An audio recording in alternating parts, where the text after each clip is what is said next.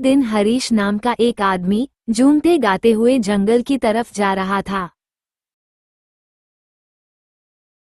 आज तो चलकर खूब सारे फल तोड़कर लाऊंगा जंगल से, उसे ले जाकर बाजार में बेच दूंगा और फिर जो पैसे मुझे मिलेंगे उनसे बढ़िया अगले 2-3 दिन तक आराम फरमाऊंगा और ऐश करूंगा। लेकिन हरीश जब जंगल पहुंचता है तो वो देखता है कि आज तो वहां पर बिल्कुल भी फल नहीं लगे थे। अरे ऐसा कैसे हो सकता है, यहाँ के तो सारे के सारे फल ही गायब है। जरूर वो बंसी मुझसे पहले आकर सारे फल ले गया है।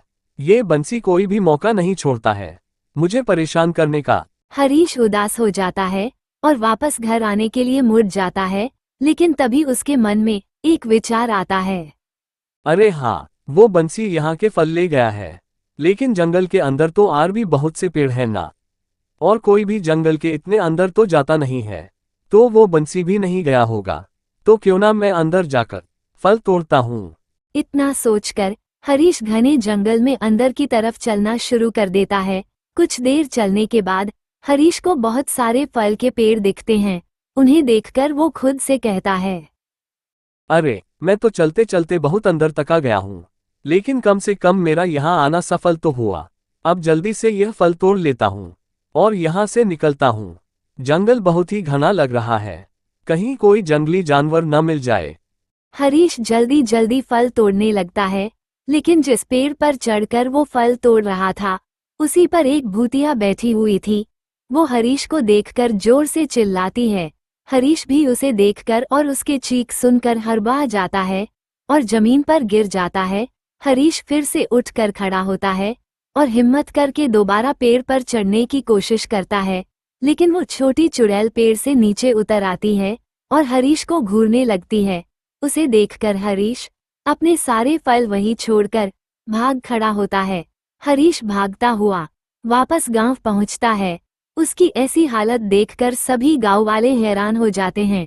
तभी वहां पर बंसी आता है और हरीश से कहता है, क्या हुआ हरीश, कोई जंगली जानवर पीछे पड़ गया है क्या? जंगल की तरफ से ऐसे भागते हुए क्यों आ रहे हो? तुम पूछो मत बंसी, वहां पर चुड़ैल है। चुड़ैल? क्या तुम भी हरीश, तुम ये कैसी बातें कर रहे हो? अरे हम सब सालों से उस जंगल से लग दिया फल फूल और ना जाने क्या क्या लेने जाते हैं, और तुम कह रहे हो कि वहां पर चुड़ैल है, तो हम में से किसी को क्यों नहीं दिखी? ये सब मुझे नहीं पता, लेकिन वहां पर चुड़ैल है, और वो भी एक बड़ी चुड़ैल, और पता है कि अब मैं तो कभी दोबारा वहां नहीं जाऊंगा। बंसी के साथ साथ गांव के किसी भी इंसान ने हरीश की बातों पर यकीन नहीं किया और सब वापस अपने अपने काम पर लग गए। वहीं दूसरी तरफ हरीश इतना डरा हुआ था कि उसे दर्द के मारे बुखार आ गया था। उसका बेटा था गुड्डू और वो उसकी ये हालत देखकर बहुत परेशान था। हरीश गुस्से में गुड्डू को वहां से भगा देता है, लेकिन गुड्डू ठान लेता है कि वो अपने पापा को पहले जैसा कर रहेगा।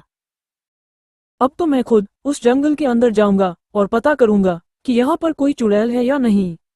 गुड्डू बिना किसी को बताए छुपते हुए जंगल चला जाता है। मैं इतनी देर से चलता जा रहा हूँ, अभी तक मुझे कोई भूत या चुड़ैल नजर नहीं आए हैं। पापा भी बेवजह ही पूरे गांव में अपना मजाक बनवा रहे हैं। जल्दी से वापस चलता हूँ और उन्हें समझाता हूँ कि अपना वहम दूर कर ले। गुड्डू वापस जाने के लिए मुड़ता है और तभी उसे झाड़ियों से कुछ आवाज आती सुनाई देती है।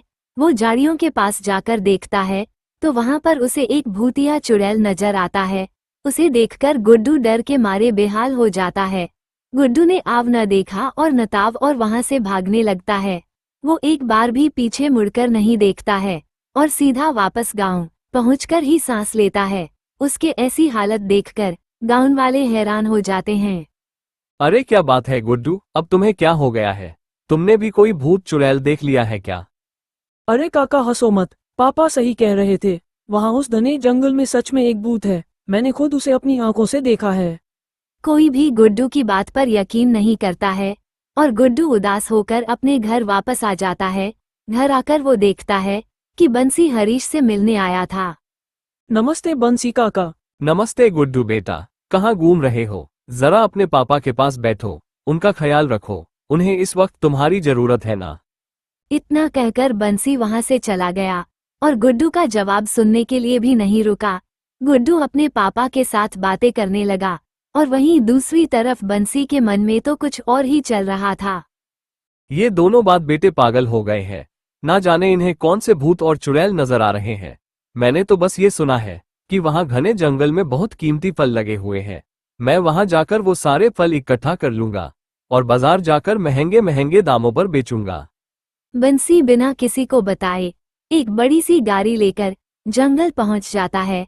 उसने ये सोच रखा था कि वो सारे फल गाड़ी में भरकर ले चलेगा और फिर उन्हें शहर में बेच देगा। हरीश सही कह रहा था। यहाँ तो बहुत ही कमाल के फल लगे हुए हैं। बाहर के जंगल में तो इतने अच्छे फल नहीं है। हरीश इतना बेवकूफ है जो इसे ऐसे ही छोड़कर चला गया है। खैर मुझे क्या, अब तो मेरा फायदा ही फायदा है। बंसी एक एक करके पेड़ों से फल तोड़ने लगता है, पर तभी उसके ऊपर एक डरावना भूत वार कर देता है। अरे अरे ये क्या है, बचाओ बचाओ। लगता है कि तुम इंसान अपनी हरकतों से बाज नहीं आओगे। मैंने तुम लोगों को कितने मौके दिए कि तुम लोग यहाँ से भाग जाओ, लेकिन तुम बार बार इस जंगल में आ रहे हो। अब मैं तुम्हें नहीं छोड़ूंगा। क्यों, कहाँ भाग रहा है इंसान के बच्चे? अगर तुझे भागना ही था तो यहाँ आया ही क्यों? अब तुम्हारी खैर नहीं, अब हम लोग तुम्हें कच्चा ही चबा जाएंगे। की जाल में बुरी तरह फंस चुका था। वो देखता है कि भूत और चुड़ैल के साथ साथ उनके दो भूतिया बच्चे भी वहां आ जाते हैं। भूतिया बच्चों में एक छोटी चुड़ैल और एक छोटा भूत था। असल में इन घने जंगल में भूत का पूरा परिवार रहता था और इससे पहले कभी कोई इन जंगलों में इतना अंदर नहीं आता था, इसलिए किसी को इनके बारे में नहीं पता था।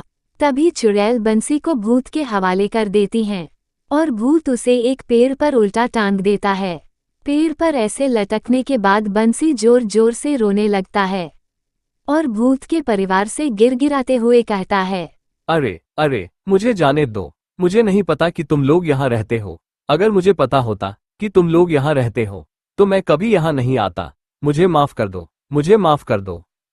अरे नहीं नहीं, मैं तो यहाँ सिर्फ अपने लालच के चक्कर में आया था। अरे मैंने सोचा था कि यहाँ घने जंगल में इतना अंदर तक कोई आता जाता नहीं है, इसलिए यहाँ के पेड़ों पर सभी फल बचे हुए हैं तो मैं तोड़ने आया था यहाँ। बस मुझे जाने दो, मैं दोबारा कभी यहाँ लौट कर नहीं आऊंगा। माँ, इसकी यह गाड़ी रख लो, मैं इसमें बैठकर जंगल में घूमूंगा। हाँ बेटा, ये ठीक रहेगा। सुन लिया ना तूने मेरे बच्चों ने क्या कहा? अब अगर तुझे यहाँ से सही सलामत जाना है तो तुझे अपनी यह गाड़ी यही छोड़नी पड़ेगी।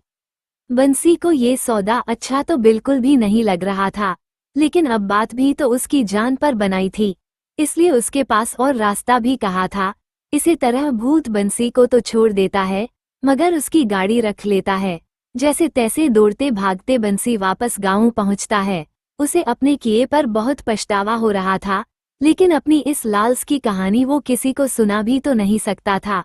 उस दिन के बाद से दोबारा कोई भी गांव वाला जंगल के इतना अंदर नहीं जाता है।